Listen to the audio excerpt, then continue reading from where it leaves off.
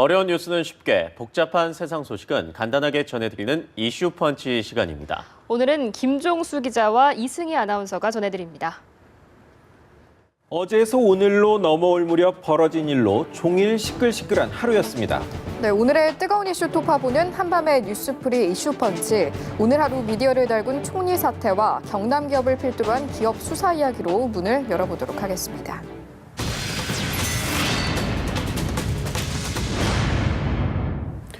성완종 전 경남기업 회장이 자살하며 남긴 메모와 각종 기록의 파문이 지금 전체 정치와 경제를 집어삼킬 기세입니다. 금품 수수 의혹에 시달리던 이완구 총리가 한밤중 사퇴했죠. 네, 그렇습니다. 대통령도 없는 상황에서 이뤄진 총리 사퇴, 상황이 어땠는지 다시 한번 영상과 함께 살펴보시죠. 성완종 리스트 의혹의 중심에 있던 이완구 국무총리가 박근혜 대통령에게 사의를 전달했습니다. 여권 고위 관계자는 이 총리가 박 대통령에게 총리직에서 물러나겠다는 뜻을 전했다며 대통령이 순방 중인 만큼 국정 공백을 우려해 고민했지만 현 시점에서 물러나는 게 바람직하다고 이 총리가 판단했다고 밝혔습니다. 총리실도 이 같은 사실을 확인하며 오늘 국무회의는 최경환 경제부총리가 주재할 것이라고 전했습니다. 이 총리의 사퇴 가능성은 어제부터 감지됐습니다. 정해진 일정을 소화하며 국정 수행 의지를 보였지만 거취를 묻는 질문에는 말을 아꼈습니다. 거취 관련해서는 기존 입장 그대로인가요?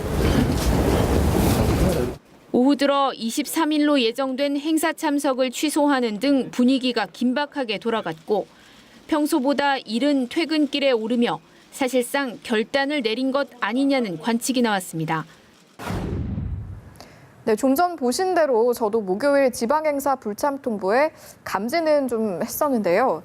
김 기자. 네. 그런다고 이걸 밤 12시에 알리는 건 뭔지 좀 이해가 안 되는데요. 그렇죠. 그런데 이승희 아나운서, 사실 조금 당황스러운 건 둘째 문제고 진짜 문제는 정치와 중대한 행정, 즉 국정이 사라지고 있다는 겁니다. 총리 공백이 불러온 국정 표류 상황 한번 점검해 볼까요?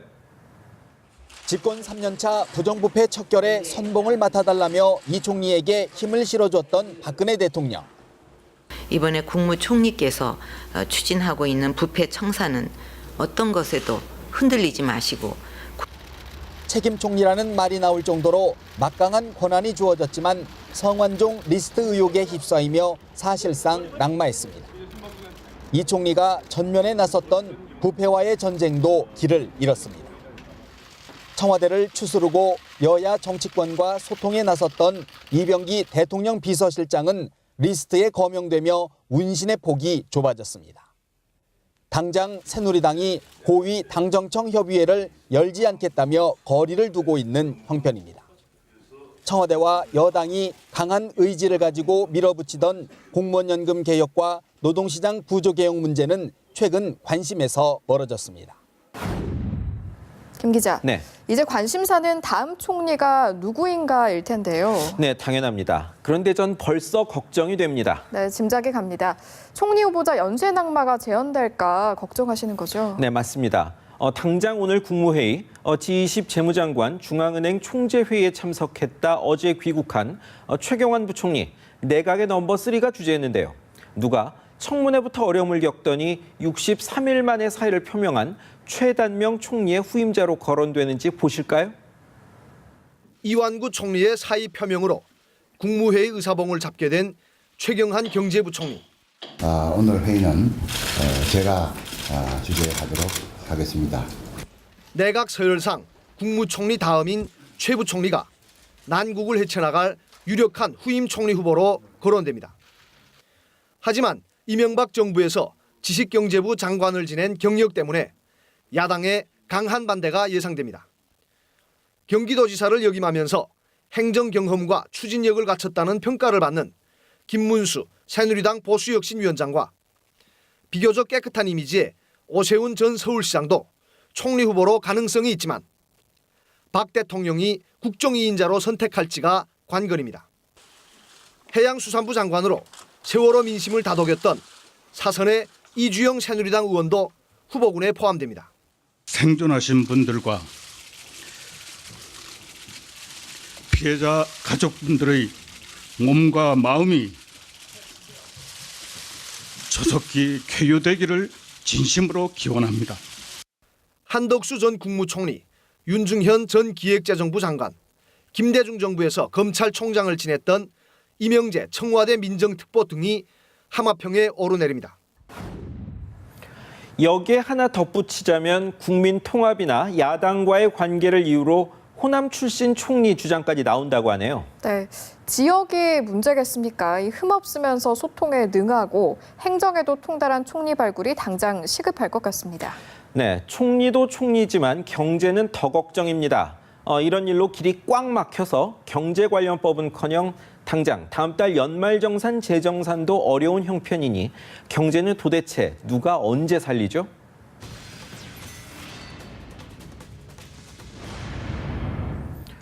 이 총리의 사퇴를 둘러싼 논란이 며칠 벌어져 성완종 게이트가 이완구 게이트로 돌변한 게 아니냐 이런 이야기까지 있었습니다만 이야기의 본질은 성완종 게이트죠. 네, 총리 낭만을 불러온 성완종 게이트에 대한 검찰의 수사가 속도를 내고 있습니다. 당장 오늘 성 전 회장의 측근 박준호 전 상무가 소환됐는데요. 소환 과정에서 약간의 소동까지 있었습니다. 준비된 영상부터 보시도록 하겠습니다. 환한 표정으로 자택문을 나선 박준호 전 경남기업 상무. 검찰 출석에 앞서 초조한 기색도 없이 여유 있는 모습입니다. 따로 준비하신 자료는 없으세요? 없습니다. 기억을 전화좀 보여드리고 싶은데 혹시 어떤 거 준비해 가시나요? 험나라고. 야당 국회의원 보좌관 출신인 박 전 상무는 성 전 회장의 비서진 10명을 총괄했던 인물로 성 전 회장의 측근 중에 측근으로 꼽힙니다. 돌아가시던 날 김기춘 회장 사퇴되겠다 뭐 이런 얘기도 좀 나오던데. 저는 전혀 모르는 일이에요. 검찰 출석 1시간 전인 오전 9시 반쯤 지인의 차를 타고 검찰로 향했습니다. 하지만 정작 도착 예정 시간에는 검찰에 나타나지 않았습니다. 검찰에 통보한 출석 시간을 어기는 것은 이례적인 일로 한때 연락까지 두절되면서 검찰이 소재 파악에 나서는 소동이 벌어졌습니다. 김 기자, 네. 그럼 박 전 상무는 어디로 사라진 건가요? 네, 2시간 정도 변호사를 만나 대응책을 논의했다고 합니다. 그리고 12시쯤 나타났습니다. 네, 검찰이 오늘 박 전 상무만 소환한 게 아니고요. 경남 기업을 또 압수수색했었죠. 네, 검찰이 벌써 2번 압수수색을 했는데요. 성 전 회장의 행적과 자료를 확보하려고 컴퓨터나 폐쇄회로 TV 녹화 파일을 뒤졌는데 분석해보니 없어진 게 있는 것 같다는 판단을 내렸죠. 그래서 다시 한번 3번째 압수수색을 했는데 증거인멸 단서를 찾은 것 같다는 소식입니다. 네, 그럼 이제 성완종 리스트 수사도 본격화되는 건가요? 네, 이제 총리가 사퇴 의사를 표명했으니 현직 총리 수사란 부담도 없어졌는데요. 이 총리가 리스트 속 8명 중 첫 소환자가 될 것 같습니다. 영상부터 보시죠. 특별수사팀의 가장 큰 고민은 수사 내용을 알 수밖에 없는 위치에 성완종 리스트에 거명된 인사들이 대거 포진했다는 점이었습니다. 검찰총장이 수사 상황을 법무부 장관에게 보고하면 법무부는 그 내용을 내각을 통할하는 이완구 총리에게 알릴 수밖에 없습니다. 그러나 이 총리가 사퇴 의사를 밝히면서 자칫 피해자에게 수사 상황이 보고되는 보안 사고가 날 가능성은 줄어들었습니다. 구체적인 증언과 증거가 물밀듯 쏟아지면서 검찰이 수사를 미룰 명분 역시 사라졌습니다. 이 총리는 성 전 회장과 단둘이 만난 적이 없다고 부인해왔지만 검찰은 지난 1년간 성 전 회장과 이 총리가 무려 200여 차례나 전화 연락을 주고받은 사실을 확인했습니다. 성 전 회장 차량의 하이패스와 내비게이션 기록을 분석해 이 총리에게 돈을 건넨 날로 지목된 2013년 4월 4일의 정황도 윤곽을 그려낸 상태입니다. 김 기자, 네. 이전까지는 홍준표 경남지사가 거론됐지 않습니까? 네, 검찰의 분위기가 좀 바뀐 것 같습니다. 오늘 홍 지사는 거취를 묻는 기자들 질문에 불쾌한 표정을 숨기지 않았다는데요. 말씀대로 첫 번째 소환자는 아닐 것 같습니다.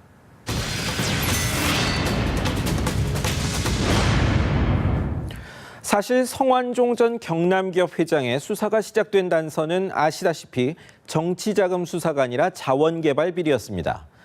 또 기업 수사의 첫 시작은 경남기업이 아니라 포스코그룹이었죠. 기업 총수론 성완종 전 회장이 먼저 검찰에 출석했는데요. 오늘은 장세주 동국제강그룹 회장이 검찰에 불려 나왔습니다. 기업 총수로는 두 번째로 검찰에 나온 장 회장 현장 모습 보시죠. 검찰에서 저 답변에 성실히 응하고 오겠습니다. 회사 자금을 페이퍼 컴퍼니로 빼돌렸다는 혐의에 대해서 인정하십니까? 뭐 그런 거는 다 검찰에 가서 말씀드리겠습니다. 그 빼돌린 돈은 도박 자금 이용했다는 것도 사실입니까? 개인 도박한 혐의에 대해서 인정하십니까?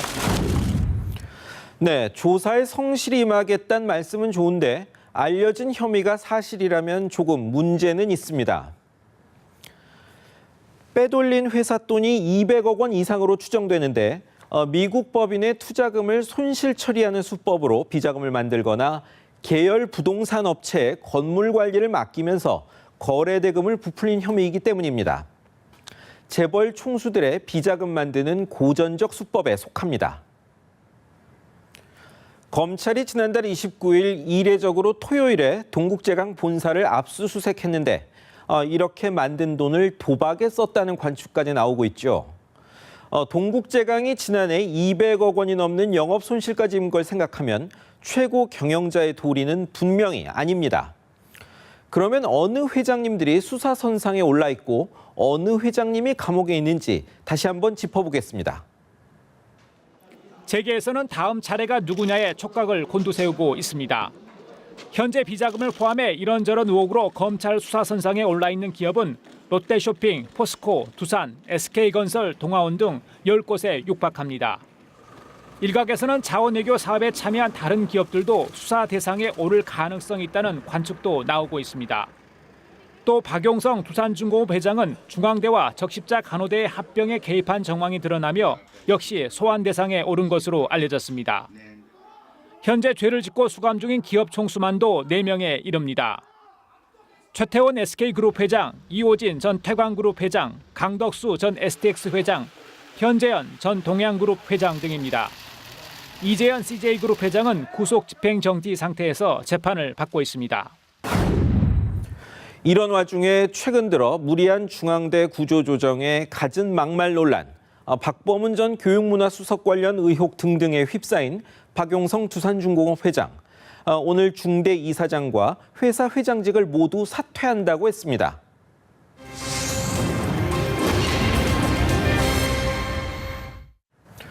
재벌 총수들과 그 일가는 기업 수사 같은 일이 벌어질 때마다 경기가 어렵다며 선처를 요구하는 경우를 우리는 많이 보아왔습니다.